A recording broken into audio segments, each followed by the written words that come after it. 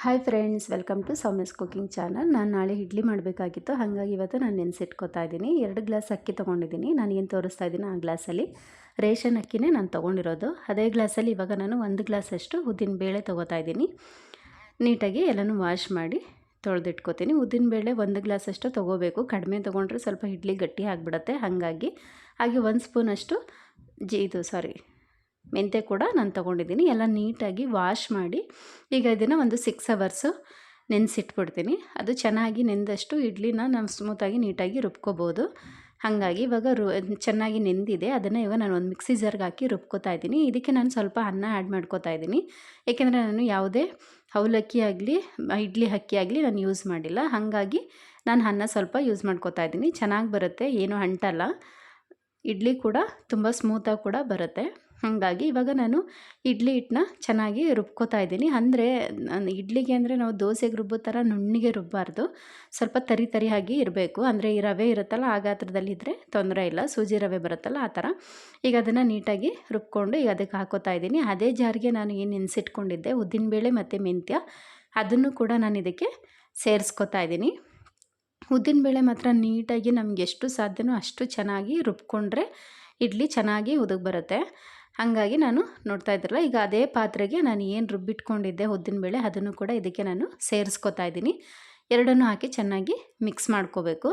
ಹಾಗೆ ನಾನು ಈಗ ಏನು ಮಾಡ್ತೀನಿ, ಈ ಟೈಮಲ್ಲಿ ಉಪ್ಪು ಕೂಡ ಸೇರಿಸ್ಕೊಂಡ್ಬಿಡ್ತೀನಿ. ಯಾಕೆಂದರೆ ನಾನು ಸಂಜೆ ಸ್ವಲ್ಪ ಲೇಟ್ ಆಯಿತು ರುಬ್ಬೋದು, ಹಾಗಾಗಿ ಬೆಳಗ್ಗಿನ ಹುಳಿ ಬರಲ್ಲ ಅಂಥೇಳಿ ಉಪ್ಪು ಕೂಡ ಸೇರಿಸ್ಕೋತಾ ಇದ್ದೀನಿ.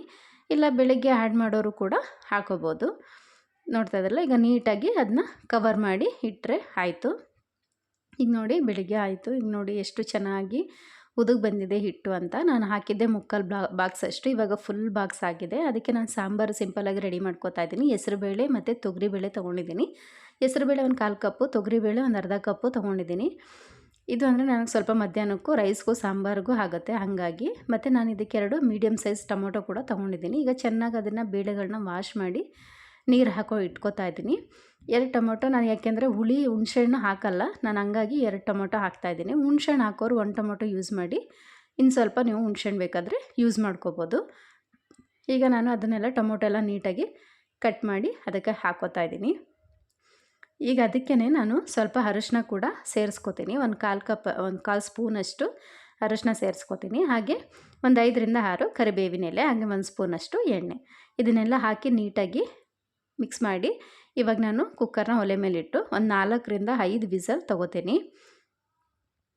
ಇದು ಎಷ್ಟು ಚೆನ್ನಾಗಿ ಬೇಯುತ್ತೋ ಅಷ್ಟು ಚೆನ್ನಾಗಿ ಸಾಂಬಾರು ಕೂಡ ಚೆನ್ನಾಗಾಗುತ್ತೆ. ಈಗ ಸ್ಟವ್ ಇಟ್ಟು ನಾನು ಕುಕ್ಕರ್ ಇಟ್ಟು ಅದನ್ನು ಒಂದು 4ರಿಂದ 5 ವಿಸಲ್ಲು ನಾನು ತೊಗೋತೀನಿ.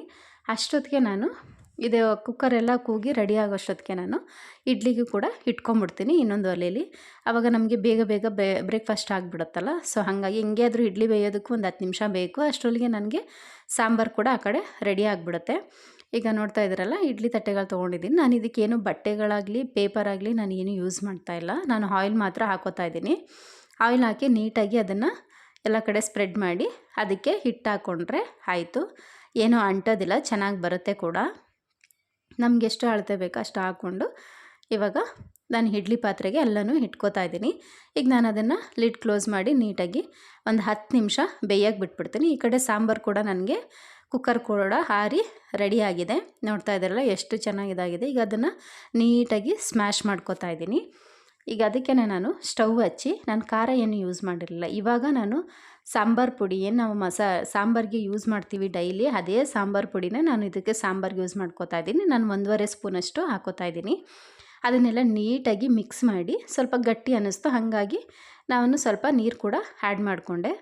ನೋಡ್ತಾ ಇದ್ದಾರಲ್ಲ, ಇವಾಗ ಒಂದು ಹದ ಆಯಿತು. ಈಗ ಚೆನ್ನಾಗಿ ಒಂದು 5ರಿಂದ 7 ನಿಮಿಷ ಅದು ಬೇಯಬೇಕು ಖಾರ. ಹಾಗಾಗಿ ಅದಕ್ಕೆ ನಾನು ಉಪ್ಪು ಹಾಕಿ ಬಿಟ್ಬಿಡ್ತಾ ಇದ್ದೀನಿ ಚೆನ್ನಾಗಿ ಬೇಯೋ ಥರ.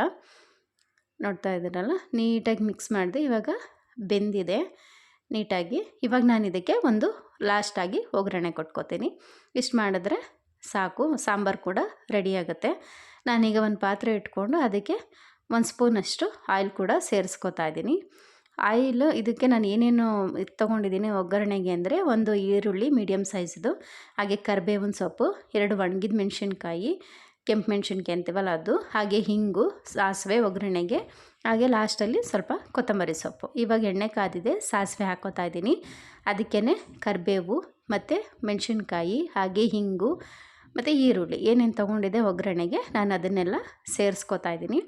ಅದೆಲ್ಲ ಸ್ವಲ್ಪ ಇದಾದಮೇಲೆ ಈರುಳ್ಳಿ ಹಾಕ್ಕೊಂಡು ನೀಟಾಗಿ ಫ್ರೈ ಮಾಡ್ಕೋತಾ ಇದ್ದೀನಿ. ಅದು ಈರುಳ್ಳಿ ಸ್ವಲ್ಪ ಬಣ್ಣ ಬದಲಾಗಬೇಕು, ಅಲ್ಲಿವರೆಗೆ ಚೆನ್ನಾಗಿ ಫ್ರೈ ಮಾಡಿಕೊಂಡ್ರೆ ಒಗ್ಗರಣೆ ಕೂಡ ರೆಡಿ ಆಯಿತು. ಈಗ ನಾನು ಏನು ಮಾಡಿ ಇಟ್ಕೊಂಡಿದ್ದೆ ಸಾಂಬಾರು, ಅದನ್ನು ಅದಕ್ಕೆ ಸೇರಿಸ್ಕೊಂಡ್ರೆ ಸಾಂಬಾರು ರೆಡಿ ಆಯಿತು. ಈಗ ನೋಡ್ತಾ ಇದ್ದೀರಲ್ಲ, ತುಂಬಾ ಚೆನ್ನಾಗಿದೆ. ಸಿಂಪಲಾಗಿ ಕೂಡ ಮಾಡ್ಕೋಬೋದು, ಬೇಗ ಕೂಡ ಆಗುತ್ತೆ ಸಾಂಬಾರು, ಟೇಸ್ಟಿಯಾಗಿ ಕೂಡ ಇರುತ್ತೆ. ಈಗ ನಾನು ಸ್ವಲ್ಪ ಕುಕ್ಕರೆಲ್ಲ ನೀಟಾಗಿ ನೀರು ಹಾಕಿ ಸ್ವಲ್ಪ ವಾಶ್ ಮಾಡಿ ಅದಕ್ಕೇ ಹಾಕ್ಕೊಂಡೆ. ಈಗ ಅದ್ರ ಮೇಲೆ ನಾನು ಕೊತ್ತಂಬರಿ ಸೊಪ್ಪು ಮತ್ತು ರುಚಿಗೆ ಎಷ್ಟು ಬೇಕಷ್ಟು ಉಪ್ಪು ಕೂಡ ನಾನು ಈ ಟೈಮಲ್ಲೇ ಆ್ಯಡ್ ಮಾಡ್ಕೋತೀನಿ.